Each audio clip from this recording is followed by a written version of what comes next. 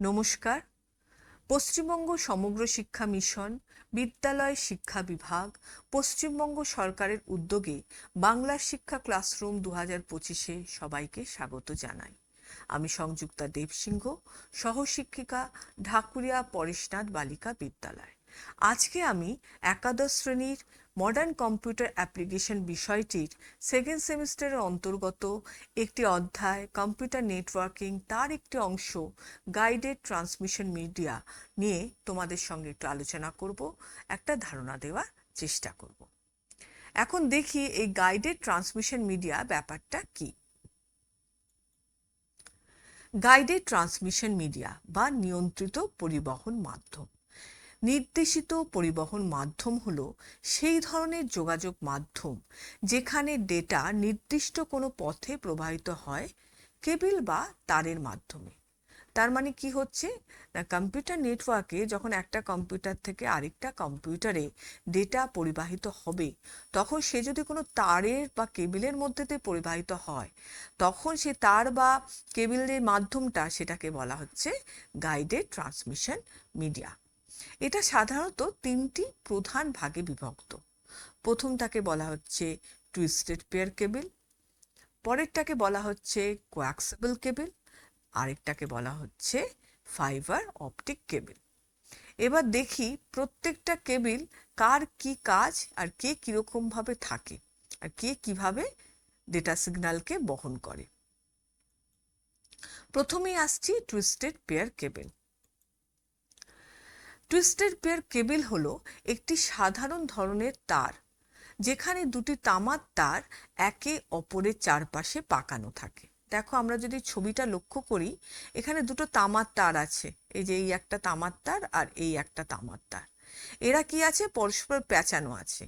প্রত্যেকটা তামার তার আবার কিন্তু কি হচ্ছে, একটা পৃথক অপরিবাহী পদার্থ দ্বারা কি হচ্ছে, মোড়ানো আছে।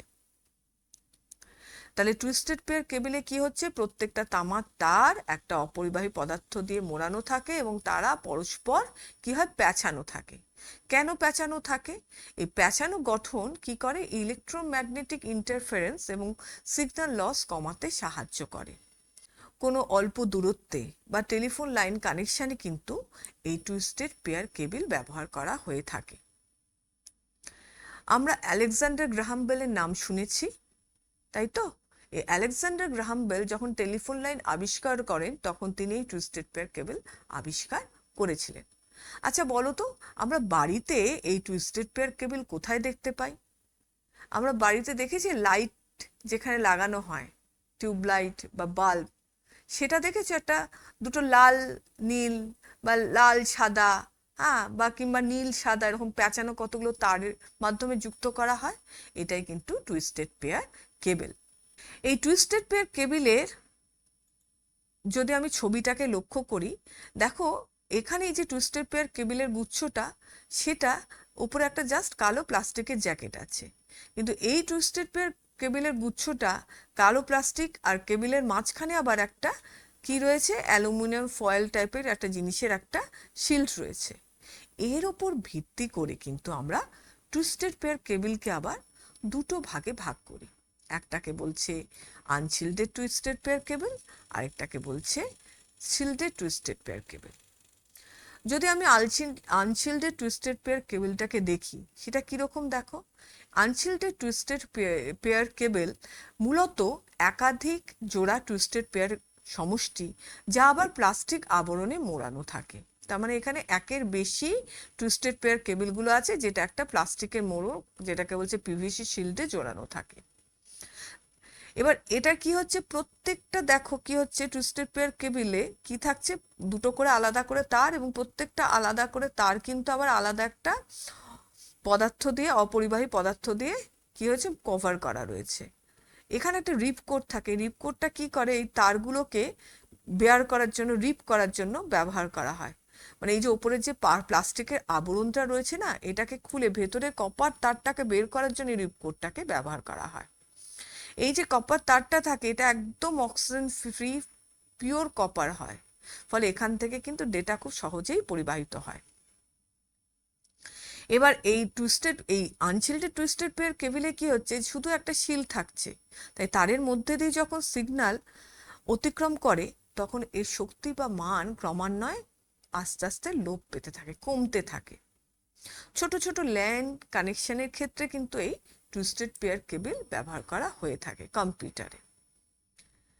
এবার তার জন্য এই সমস্যা দূর করার জন্য, এই যে শক্তি বা মান ক্রমান্বয়ে লোপ পেতে থাকছে, তাই সেইটাকে মানে অতিক্রম করার জন্য কি এলো, শিল্ডেড টুইস্টেড পেয়ার কেবল এলো।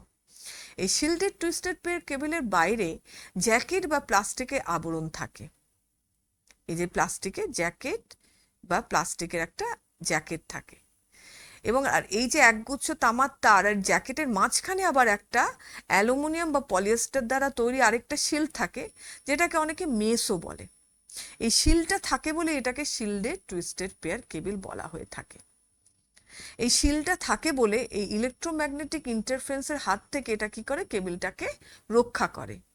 এই কেবলটা শিল্ডের জন্য কি হয়, বেশ মোটাও হয় এবং শক্তও হয়, ফলে নড়াচড়া কিন্তু বেশ অসুবিধাজনক।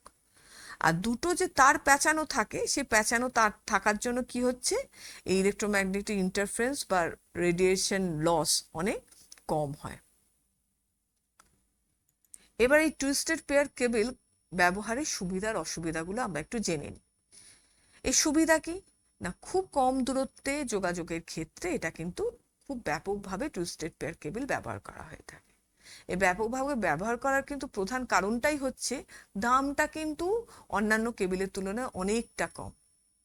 টেলিফোন লাইনে কিন্তু সর্বপ্রথম এই টুইস্টেড পেয়ার কেবল ব্যবহৃত হয়, এবং এটা সহজেই কিন্তু কি করা যায়, স্থাপন করা যায়।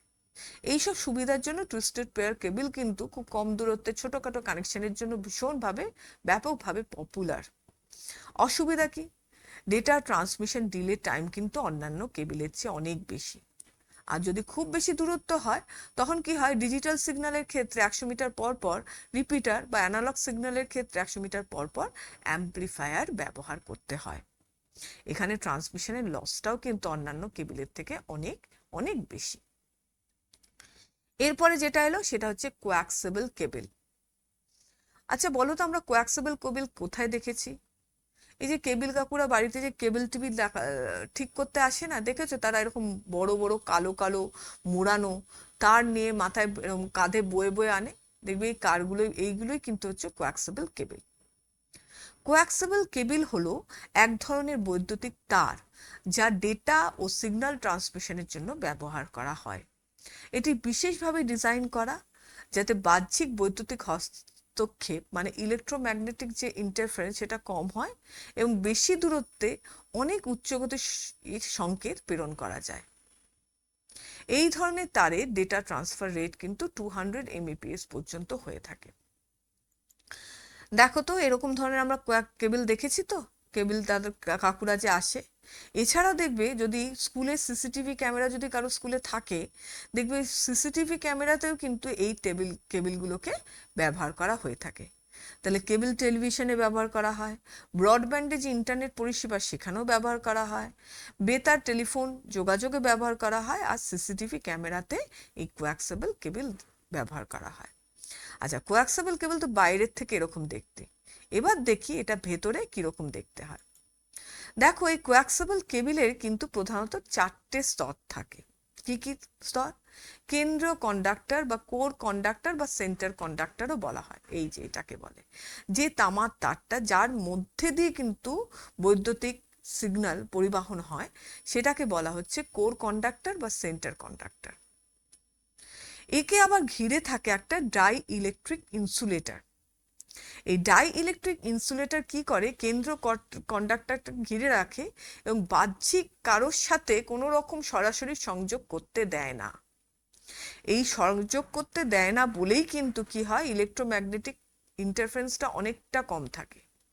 এবার এটাকে আরো পাকাপোক্ত করার জন্য আবার এই ডাই ইলেকট্রিক ইনসুলেটরের বাইরে আবার একটা শিল্ড ব্যবহার করা হয়, বহিরাগত কন্ডাক্টর। এটা কি হয়, ধাতব চালের তৈরি হয়, এটাকে মেসো বলা হয়।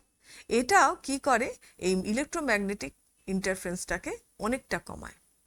আর পুরো এই dielectric insulator core conductor, shield, এরা আবার কি হয় একসাথে মিলে থাকে কার মধ্যে, একটা আউটার জ্যাকেটের মধ্যে, মানে এই আউটার জ্যাকেটটা আবার এদেরকে ঘিরে থাকে। ফলে কি হয়, কেবিলটাকে বাইরের ধুল, রোদ, তারপর জল, ঝড় বৃষ্টি এগুলোর থেকে কেবিলটাকে রক্ষা করে। এবার দেখি কোয়াক্সেবল কেবিলের সুবিধার অসুবিধাগুলো। কোয়াক্সেবল কেবিলের সুবিধা কি না, দীর্ঘ দূরত্বের সংকেত শক্তিশালী থাকে, ইলেকট্রোম্যাগনেটিক ইন্টারফারেন্স অনেক কম হয়, ব্যান্ডউইথ বেশি হওয়ায় উচ্চগতির ডেটা ট্রান্সমিশন সম্ভব। অসুবিধা কি, অন্যান্য কেবিলের তুলনায় এটা বেশ মোটা ও ভারী হয়, এই সংযোগ স্থাপন ও রক্ষণাবেক্ষণ বেশ ব্যয়বহুল বলতে টুইস্টেড পেয়ার কেবিলের থেকে অনেক বেশি, আর ইনস্টলেশনও কিন্তু তুলনামূলকভাবে টুইস্টেড পেয়ার কেবিলের থেকে অনেকটাই কঠিন। এরপরে যেটা নিয়ে আমরা আলোচনা করব সেটাকে বলছে ফাইবার অপটিক কেবল।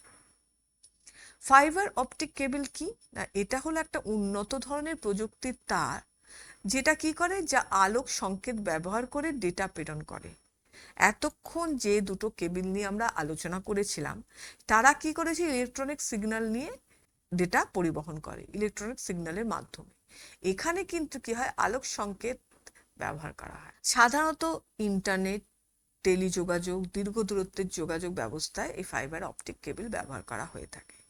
যদি ফাইবার অপটিকের এই চিত্রটাকে দেখবে এটা কি হচ্ছে না, এর ভেতরে অসংখ্য সরু সরু সরু সরু সাদা সাদা সরু সরুগুলো হচ্ছে অপটিক্যাল ফাইবার। এই অপটিক্যাল ফাইবার থাকে, যারাই কিন্তু এই আলোক সিগন্যালটাকে বহন করে নিয়ে যায়। আবার এই সরু সরু ফাইবারগুলো, এই অপটিক্যাল ফাইবারগুলো আবার কিছু প্লাস্টিকের স্তর দিয়ে পৃথকভাবে পৃথক করা থাকে, এবং একগুচ্ছ এই ফাইবারগুলো কি হয়, এরা একটা প্রতিরক্ষামূলক নলের মধ্যে থাকে। এদের কোথায় কোথায় ব্যবহার করা হয়, উচ্চগতির ইন্টারনেটে ব্যবহার করা হয়ে থাকে, মোবাইল নেটওয়ার্ক ও টেলিফোন ব্যবস্থায় ব্যবহার করা হয়, এই যে ডিজিটাল টিভি, সেই ডিজিটাল টিভি সম্প্রচারে ব্যবহার করা হয়, চিকিৎসা ক্ষেত্র যেমন এন্ডোস্কোপি বা কোলোনোস্কোপিতে এই ফাইবার অপটিক কেবল ব্যবহার করা হয়ে থাকে। এটা তো দেখলাম বাইরের থেকে কিরম দেখতে হয়, এবার দেখি ফাইবার অপটিক কেবলের ভেতরটা কিরকম। দেখো, ফাইবার অপটিক কেবল তিনটে প্রধান অংশ নিয়ে তৈরি। একটাকে বলা হচ্ছে কোর, তার উপরে থাকছে ক্ল্যাডিং, সেই কোর আর ক্ল্যাডিংকে ঘিরে রয়েছে একটা আউটার জ্যাকেট। কোরটা কি, এটি কাঁচ বা প্লাস্টিকের তৈরি, যেখান দিয়ে কিন্তু এই মেন আলোর পরিবহনটা কিন্তু, আলোক সংকেতের পরিবহনটা কিন্তু এই কোরের মধ্যে দিয়ে হয়। এই কোরটাকে ঘিরে থাকে আবার কি, ক্ল্যাডিং। এই ক্ল্যাডিং এর আবার কাজ হচ্ছে, এই যে কোরের মধ্যে দিয়ে যখন আলোর পূর্ণ প্রতিফলন হবে, সেটা তো একদম সম্পূর্ণ পূর্ণ প্রতিফলন হতে হয়, সেটাকে খেয়াল রাখা। আর এই কোর আর ক্ল্যাডিংকে পুরো ঘিরে থাকে একটা আউটার জ্যাকেট। এ কি করে, বাইরে ধূলিকণা, আর্দ্রতা, শারীরিক ক্ষতি থেকে কেবিলটাকে রক্ষা করে। এটাকে হলো ফাইবার অপটিক কেবিলটা ভেতরের দিকে কিরকম দেখতে হয়। এবার একটু দেখি যে ফাইবার অপটিক কেবিলের মধ্য দিয়ে আলোক সংকেত কিভাবে পরিবাহিত হয়। দেখো, এখানে সেন্ডার সাইডে একটা কম্পিউটার রয়েছে, রিসিভার সাইডে একটা কম্পিউটার রয়েছে। আমরা কি জানি, কম্পিউটার ডিজিটাল সিগন্যাল নিয়ে কাজ করে, কিন্তু এর ভেতরে তো থাকছে কি, যাচ্ছে আলোক সংকেত। তাহলে কি হয় না, দেখো, যখন একটা কম্পিউটার থেকে আসা যে ডেটা সিগন্যাল, সেটা কি হয়, ওই এন্ডে একটা মডুলেটর থাকে, তার সাহায্যে লাইট সিগন্যালে পরিণত হয়। লাইট সিগন্যালে যে পরিণত হলো, সেই লাইট সিগন্যাল বা লাইট রেটা কি হচ্ছে, কোরের মধ্যে দিয়ে, যে কোরের মধ্যে একদম আভ্যন্তরীণ পূর্ণ প্রতিফলন প্রক্রিয়ায় এক প্রান্ত থেকে আরেক প্রান্তে চলে যায়। যে আরেক প্রান্তে পৌঁছালো, সেখানে একটা ফটো ইলেকট্রিক ডায়োড থাকে। এর কাজ কি, এই যে আলোক সংকেতটাকে পায়, সেটাকে আবার ডেটা সিগন্যাল বা ডিজিটাল সিগন্যালে পরিণত করে। এইভাবে ফাইবার অপটিক কেবলের মধ্য দিয়ে ডেটা ট্রান্সমিশন হয়ে থাকে। এবার দেখি এই ফাইবার অপটিক কেবলের ব্যবহারের সুবিধা আর অসুবিধাগুলো কি কি।